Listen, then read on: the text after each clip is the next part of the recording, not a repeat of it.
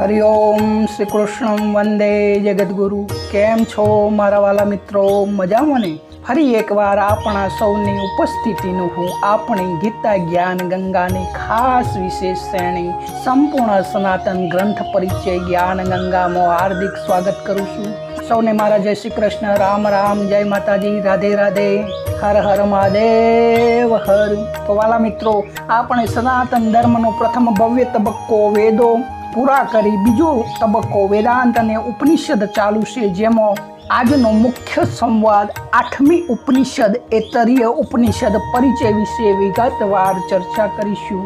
મિત્રો, ગઈકાલે આપણે નક્કી કર્યા મુજબ ઋગ્વેદ સાથે જોડાયેલા સૃષ્ટિની સર્જન કર્યા, જીવાત્માના જન્મ મરણના ચક્ર અને પ્રજ્ઞાન બ્રહ્મ જેવા અમર મહાવાક્ય ધરાવતા 8મા મુખ્ય ઉપનિષદ એતરીય ઉપનિષદ વિશે આપણે 14 સ્ટેપ પદ્ધતિથી સંપૂર્ણ અને સ્વતંત્ર પરિચય મેળવીશું.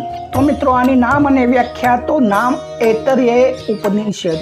આની વ્યાખ્યા કે આ ઋષિના દ્રષ્ટા ઈતરાજજીના પુત્ર મહર્ષિ મહિદાસ એતરેય હતા, તેથી તેમના નામ પરથી આ ઉપનિષદનું નામ એતરેય ઉપનિષદ પડ્યું. બીજો પોઈન્ટ, મૂળ ઉદ્ગમ સ્થાન અને વેદ સાથે સંબંધ. તો આ ઉપનિષદ સૌથી પ્રાચીન વેદ એવા ઋગ્વેદની એતરેયની આરણ્યકના 4થા, 5મા અને 6થા અધ્યાયમાંથી આ ઉપનિષદ લેવામાં આવ્યું છે.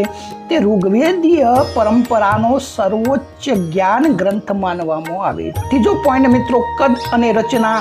તો આ ઉપનિષદ 3 અધ્યાયોમાં વહેંચાયેલું છે અને વર્ગીકરણ કે 3 અધ્યાય મળીને કુલ 5 ખંડ બને છે. મંત્રોની સંખ્યા, તો આમાં કુલ 33 ગદ મંત્રો છે.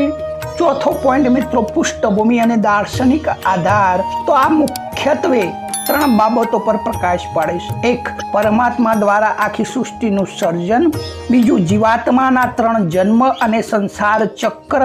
અને ત્રીજું, આત્મા અને પરમાત્માની અભેદતા એટલે કે બ્રહ્મજ્ઞાન. તો મિત્રો, 5મો પોઈન્ટ કે એતરીય ઉપનિષદ ઋગ્વેદનું હોવાથી તેનો શાંતિ મંત્ર અત્યંત દિવ્ય અને પ્રેરણાદાયી છે. ઓમ વાગ્મેય મનસી પ્રતિષ્ઠા મનો મે વાચી પ્રતિષ્ઠિતા વિરાચી મેદી. વાગ્મે મનસી પ્રતિષ્ઠિતા મનો મે વાચી પ્રતિષ્ઠિતમ.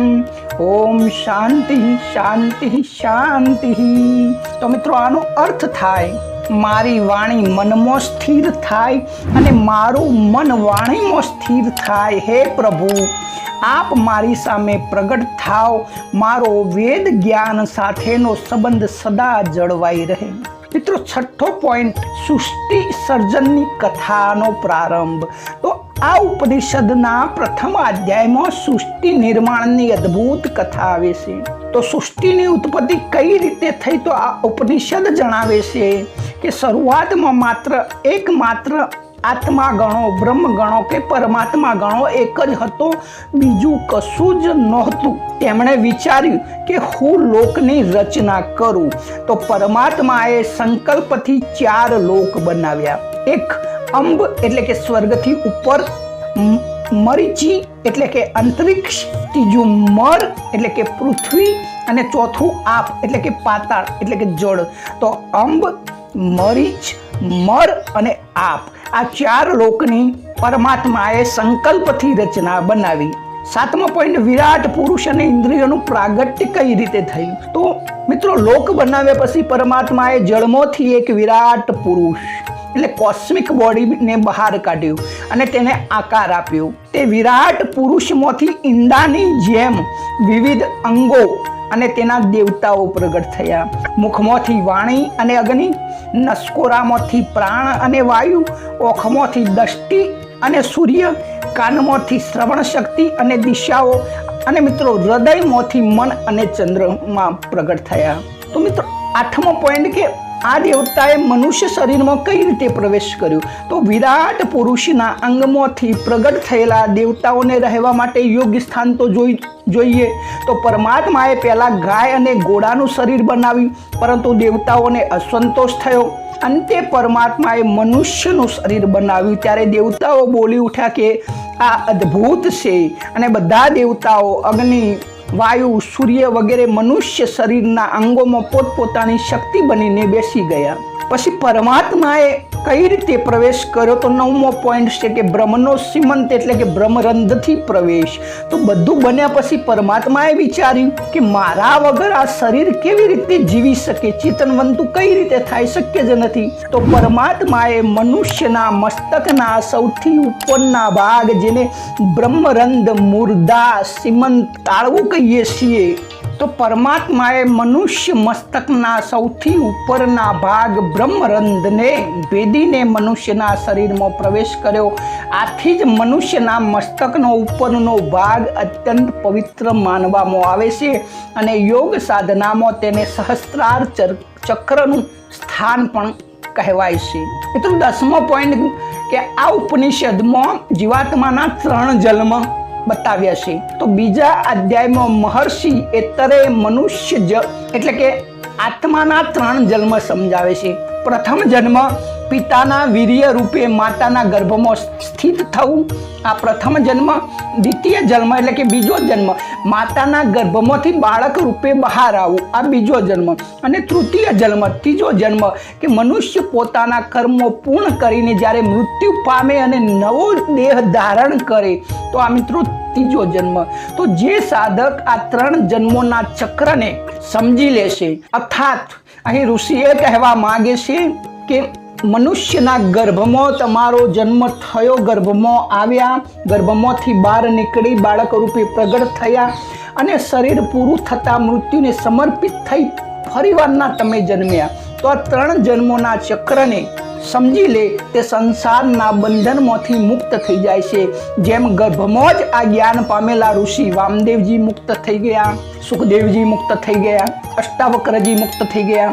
તો મિત્રો 11મો પોઈન્ટ કે પ્રજ્ઞાન બ્રહ્મ આ ઉપનિષદનું મહાન વાક્ય છે. તો આ ઉપનિષદના 3જા અધ્યાયમાં વેદાંતનું ઋગ્વેદીય મહાવાક્ય આવે છે, જે આપણે જોઈ ગયા આગળના મહાવાક્યોના વિડીયોમાં. તો પ્રજ્ઞાન બ્રહ્મ આનો અર્થ પણ આપ જાણો છો, તો પણ ફરીવારનું રિપીટ કરું છું કે ચેતન શુદ્ધ જ્ઞાન જ બ્રહ્મ છે. જે ચેતન વડે આપણે જોઈએ છીએ, સાંભળીએ છીએ, સૂંઘીએ છીએ, મન વડે વિચારીએ છીએ અને બુદ્ધિ વડે નિર્ણય લઈએ છીએ, તે તમામ પાછળ રહેલું મૂળ પ્રજ્ઞાન એટલે કે શુદ્ધ ચેતના જ પરબ્રહ્મ પરમાત્મા છે. મિત્રો 12મો પોઈન્ટ આત્મ સાક્ષાત્કારની સર્વોચ્ચ સ્થિતિ વિશે આ ઉપનિષદ જણાવે છે કે સૃષ્ટિના તમામ જીવો, પશુ, પંખી, મનુષ્ય, દેવતા, સ્થાવર, જંગમ અને પ્રકૃતિ આ બધાનો એકમાત્ર આધાર પ્રજ્ઞાન જ છે, એટલે કે જ્ઞાન છે, શુદ્ધ ચેતના છે. પ્રજ્ઞાન જ નેત્ર એટલે કે માર્ગદર્શન છે અને પ્રજ્ઞાન જ આત્મા આખા જગતની પ્રતિષ્ઠા એટલે કે એનો આધાર સ્તંભ છે. તો મિત્રો 13મો પોઈન્ટ વ્યવહારિક લાભાનાથી શું લાભ થાય? તો મનુષ્ય દેહનું મહત્વ આપણને સમજાય કે આ ઉપનિષદ સમજાવે છે કે મનુષ્ય શરીર એ પરમાત્માની શ્રેષ્ઠ રચના છે. તેથી તેનો દુરુપયોગ કરવાને બદલે, એને ખોટું વેડફી નાખવાને બદલે આત્મજ્ઞાન માટે જ ઉપયોગ કરવો જોઈએ. કારણ કે દરેક મનુષ્ય માત્રનું એક જ લક્ષ્ય છે કે આત્મજ્ઞાનની પ્રાપ્તિ, અને આત્મજ્ઞાનની પ્રાપ્તિ મનુષ્ય જન્મમાં જ થઈ શકે છે. અને આત્મજ્ઞાન માટે કેવળ જ્ઞાનનો જ આધાર છે. આત્માના જ્ઞાનથી જ મુક્ત થઈ શકાય છે. તો મિત્રો આનાથી મનોવૈજ્ઞાનિક શાંતિ મળે કે આપણે ઇન્દ્રિયો પાછળ ઈશ્વરીય શક્તિ એટલે કે દેવતાઓ કામ કરી રહ્યા છે, તે ભાવ આવતો જ આપણો અહંકાર ઓગળી જાય છે. કારણ કે આપણે આપણી જાતને માનીએ છીએ કે હું જોઈ રહ્યો છું, હું સાંભળી રહ્યો છું, હું બોલી રહ્યો છું. વાસ્તવમાં આપણે બોલતા નથી, પરંતુ જે આપણી ઇન્દ્રિયો પાછળ બેઠેલા દેવતાઓ, જેને દેવતાઓ છે એ ઇન્દ્રિયોને આદેશ આપે છે, એના દ્વારા આપણે જોઈ રહ્યા છીએ, આપણે બોલી રહ્યા છીએ, આપણે કામ કરી રહ્યા છીએ. તો આપણે અહંકાર મુક્ત થઈ જઈએ છીએ. સાથે સાથે મૃત્યુના ભયથી પણ મુક્તિ મળે છે. કારણ કે જીવના 3 જન્મોની આપણે પ્રક્રિયા સમજી ગયા કે પિતા દ્વારા માતાના ગર્ભમાં આવવું એ પ્રથમ જન્મ, પછી માતાના ગર્ભમાંથી બહાર બાળક રૂપે આવવું એ બીજો જન્મ, અને આ જીવન પૂરું થઈ મૃત્યુ થાય અને મૃત્યુ પછી બીજો જન્મ મળવાનો જ છે. તો આ 3 જન્મ નક્કી જ છે. તો પછી મૃત્યુનો ભયનો કોઈ રહેતો જ નથી. તો મિત્રો 14મો પોઈન્ટ સારાંશ અને નિષ્કર્ષ. તો એતરીય ઉપનિષદ એ ચેતનાના સર્જન અને આત્મજ્ઞાનનો અમર ગ્રંથ છે. તે આપણને બતાવે છે કે આપણું મનુષ્ય શરીર એ ઈશ્વરનું સાક્ષાત મંદિર છે, જેમાં બ્રહ્મરંધ દ્વારા, તાળવા દ્વારા પરમાત્મા સ્વયં બિરાજમાન છે. આ શુદ્ધ ચેતના એટલે કે પ્રજ્ઞાન બ્રહ્મને ઓળખી લેવું એ જ જીવનનું અંતિમ લક્ષ્ય. મારા વાલા મિત્રો, આજની આપણી 8મી ઉપનિષદ એતરીય ઉપનિષદનો સત્સંગ અહીં પૂરો થયો. વિસ્તારથી આપે 14 પોઈન્ટનો સત્સંગ માણ્યો. આવતીકાલે 9મી ઉપનિષદ સંદોગ્ન ઉપનિષદ વિશે વિગતવાર ચર્ચા કરીશું. અને મિત્રો, આપ સૌને મારી નમ્ર વિનંતી કે સનાતન ધર્મના દરેક ગ્રંથનું સંપૂર્ણ જ્ઞાન જો આપ આવી રીતે જાણવા માંગતા હોય, અને ધર્મનું જ્ઞાન દરેક વ્યક્તિ માટે અતિ આવશ્યક છે, કારણ કે ધર્મના જ્ઞાન સિવાય સાચું આચરણ શક્ય નથી. સાચું આચરણ વગર અંતકરણ શુદ્ધિ શક્ય નથી, અને અંતકરણ શુદ્ધિ થયા વિના જ્ઞાન પચતું નથી, અને જ્ઞાન વિના મુક્તિ મળતી નથી. તો મિત્રો, અવશ્ય આ ચેનલ જરૂરથી સબસ્ક્રાઈબ કરી લેજો, અને શેર, લાઈક, કોમેન્ટ તો અવશ્ય કરજો, જેથી વધુના વધુ લોકો સુધી આપણા સનાતન ધર્મનું શુદ્ધ, સરળ અને સાચું જ્ઞાન સરળ માતૃભાષામાં ગુજરાતીમાં પહોંચી શકે. તો મારા આપને જય શ્રી કૃષ્ણ, જય માતાજી, રાધે રાધે. અને મિત્રો, આજે બીજ છે તો રામાપીરની બીજ. જય રામાપીર.